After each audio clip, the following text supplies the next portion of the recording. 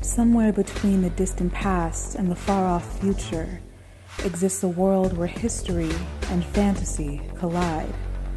A time and space that breaks all the rules of time and space, where the art of invention is the prevailing power, where the old world magically intertwines with the new and the unknown.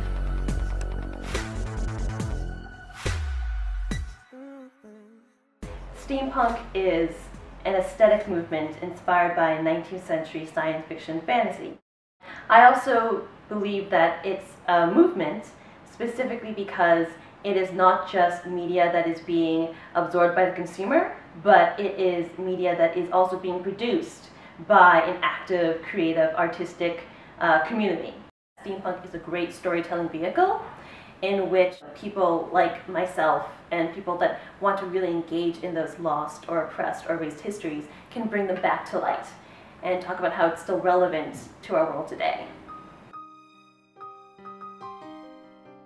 Steampunk grants history new life, revives old tales with new twists, gives flavor to forgotten times. And yet, with all of its creative potential, the spaces for people of color in steampunk stories have remained uninventive. These character tropes are very much based in European pulp fiction.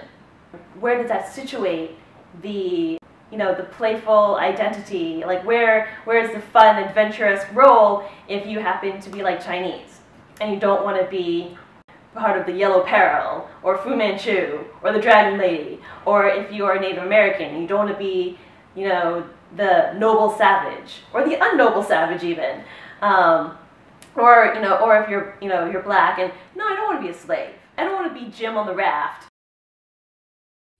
Maybe you've heard of Sherlock Holmes, the League of Extraordinary Gentlemen, Dr. Jekyll and Mr. Hyde. But what happens to stories like these if we change the setting from Europe to Africa? What does retrofuturism look like when a black aesthetic intervenes? Perhaps we learn something new, or see something in a new light.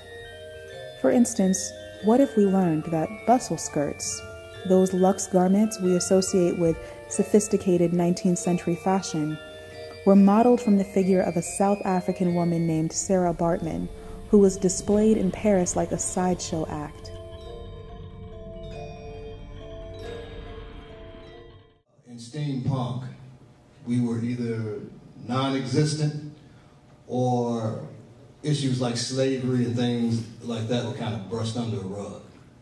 It was a thing where people could reenact these things of colonizers and conquerors without guilt or without dealing with issues, so I decided to throw those issues in their faces. Steamfunk is not just about imagination. It's about reimagination.